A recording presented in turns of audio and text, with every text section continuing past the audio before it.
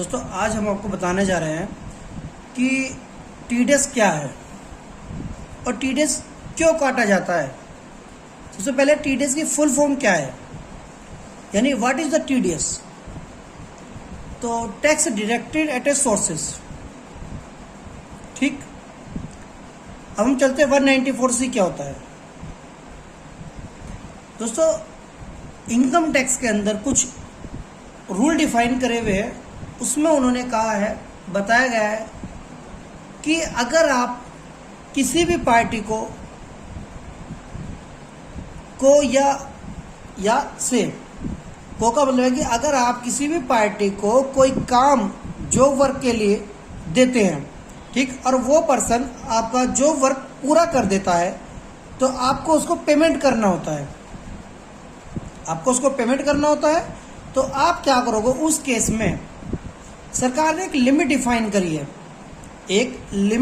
करी है, और वो जो लिमिट है वो section 194C as per the income tax के हिसाब से है। ठीक, अब बात आती है कि क्या 194C के अंदर जो टीडीएस काटा जाता है वो कब काटा जाता है। अभी लोगों को कन्फ्यूजन थी बहुत कि क्या सपोज करो हमने बिल तो अभी कटे हमारे, यानी हमारे बुक्स में जो बिल की एंट्री हुई है सपोज करो वो 31 मार्च में हुई है, ठीक, और हमने जो पेमेंट करा क्लाइंट को वो करा अप्रैल में, वो हमने अप्रैल में करा। तो इसका मतलब क्या टीडीएस अप्रैल में क्या टीडीएस जो है वो अप्रैल में ही दिखाना चाहिए हमें कि लायबिलिटी अप्रैल में काटने की भी। अगर हम अप्रैल में दिखाते हैं तो फिर वो तो नेक्स्ट फाइनेंशियल ईयर में चला गया। तो अब दोस्तों इसी चीज को क्लेरिफाई करने के लिए मैं आपके सामने एक एग्जांपल भी लेकर आया हूं। देखिए कब काटा जाता है। एज पर section 194C tax is to be deducted, यानी टैक्स कब काटा जाना है, at the time of credit of sum to the account of the contractor, ठीक, या at the time of the payment thereof in cash, या by issuance of a cheque या draft, या by any other mode whichever is earlier. यहां पर ही आपका सारा point खत्म हो गया, सारे कॉन्सेप्ट क्लियर हो गया। इसका मतलब क्या है, विच एवर इज अर्लियर, इसका मतलब है कि जो भी पहले हो, यानी या तो ड्यू पहले हो या पेमेंट पहले हो।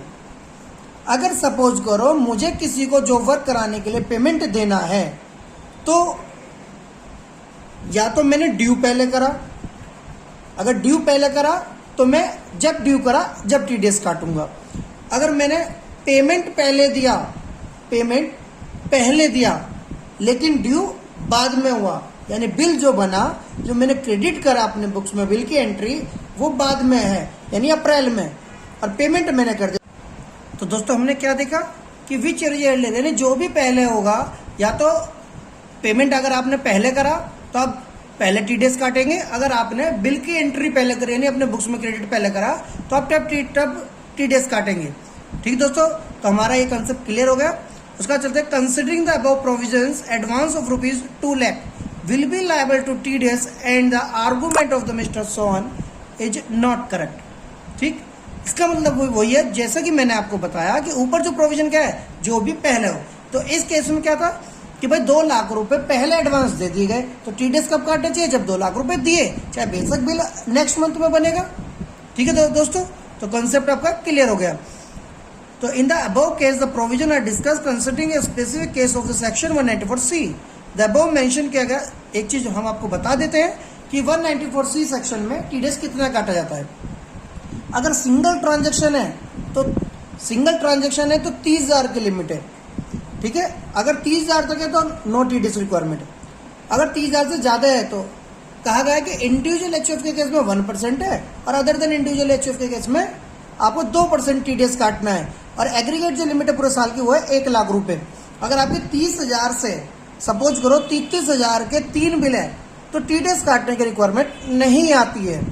ठीक, अगर आपका उनका टोटल मिलाकर के एग्रीगेट सपोज करो कोई 33 के है, एक फिर 50 का बिल है, तो लिमिट कितने की बैठती है हमारी, 1,10,000 की। तो क्या इसका मतलब कि 1 लाख तक तो छूट है, क्या 10,000 पे टीडीएस काटना चाहिए? नो, TDS 1,10,000 की पूरी वैल्यू पर काटना चाहिए। ठीक है दोस्तों, तो ये भी बहुत लोगों के दिमाग में कंफ्यूजन थी कि क्या 30,000 रुपये की सिंगल लिमिट है तो क्या 35,000 रुपये अगर सपोज करो हमारा हो जाती है बिल की अमाउंट, तो 30,000 रुपये तक तो गवर्नमेंट ने छूट के रखी है, तो क्या 5,000 रुपये TDS काटना चाहिए? तो नो। अगर 35,000 की बिल की वैल्यू तो TDS कितने में काटोगे? 35,000 की वैल्यू पे। इंडिविजुअल अचीवमेंट के केस में 1%, यानी 1% मतलब है कि 35,000 का 1% कितना होता है, यानी 350 रुपये।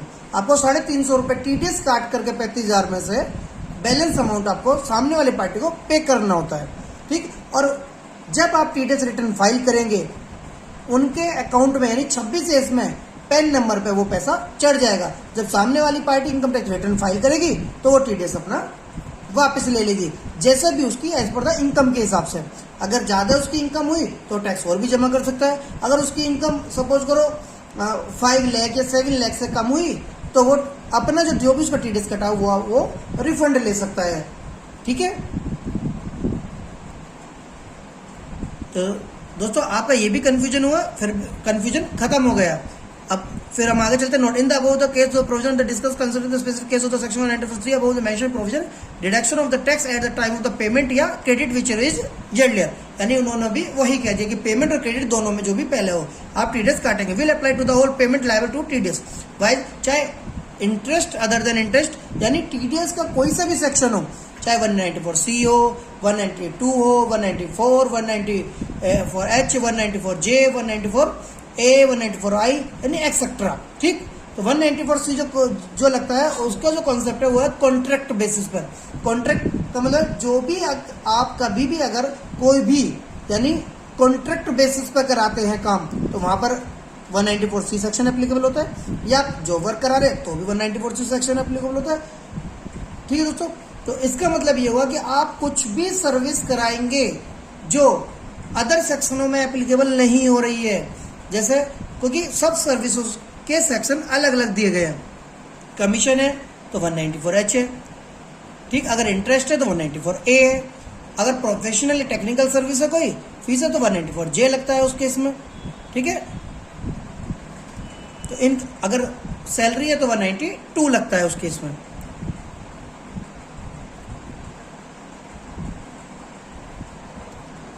ठीक है दोस्तों, तो यहाँ पर आप देख भी सकते हैं एक एग्जांपल है कि SM corporation partnership firm of the mister Kumar and mister Kapoor give a catering contract, मतलब उन्होंने कैटरिंग के साथ कॉन्ट्रैक्ट करा शादी का ओकेशन अवसर पर, सेलिब्रेशन पार्टी करी, completion on the 25 years of the their partnership to mister Soham, the total payment to be made for the catering contract, यानी जो टोटल पेमेंट बनाया जाना है वो कितना है 5,84,000 रुपए का। अब एंटायर पेमेंट पूरा का पूरा payment has to be made in advance, उन्होंने क्या करा पूरा का पूरा पेमेंट एडवांस में दे दिया। भाई जो कैटरिंग करेगा उसको पूरा पेमेंट एडवांस में दे दिया before the commencement of the contract. Contract को पूरा करने से पहले ही पूरा पेमेंट एडवांस में दे दिया, तो क्या TDS कटना चाहिए? नहीं।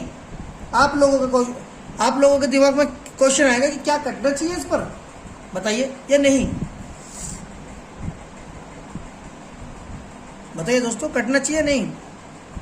तो हम आपको बताते हैं कि इस पूरी अमाउंट पर TDS कटना चाहिए, क्योंकि हमने अभी आपको कॉन्सेप्ट क्या बताया, देखिए फिर ऊपर अभी हमने आपको क्या कॉन्सेप्ट बताया, ठीक है, क्रेडिट और payment which ever is earlier, यानी इन दोनों में जो भी पहले होगा TDS काटा जाएगा। ठीक है दोस्तों, तो हमारा कॉन्सेप्ट क्लियर हो गया कि इस पर TDS कटना चाहिए।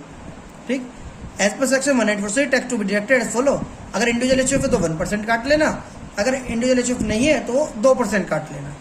ठीक, तो in this case the contractor of the mister Soham that individual has, क्योंकि वो इंडिविजुअल है सोहम, तो TDS would apply 1%, total payment to be made 5,000 से बनाई गई, इसे TDS 1% will be come to the काटा जाएगा।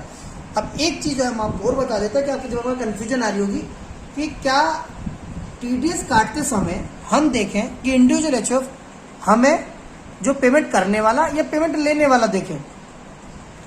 दोस्तों, जो पर्सन पेमेंट ले रहा है, जिसको आप पेमेंट दे रहे हैं, उसको देखा जाता है कि वो सामने वाले क्या पार्टनरशिप फर्म है, क्या इंडिविजुअल है, वो आपको पैन कार्ड से डिफाइन हो जाएगा। जब आप उसका पैन कार्ड लोगे आपको डिफाइन हो जाएगा, आप उसमें 4th और 5th डिजिट देखना, आपको कंफर्म हो जाएगा। ठीक है, आपको कंफर्म हो जाएगा कि क्या वो पार्टनरशिप फर्म है, क्या वो इंडिविजुअल है। जैसे मैं आपको दिखा भी देता हूँ।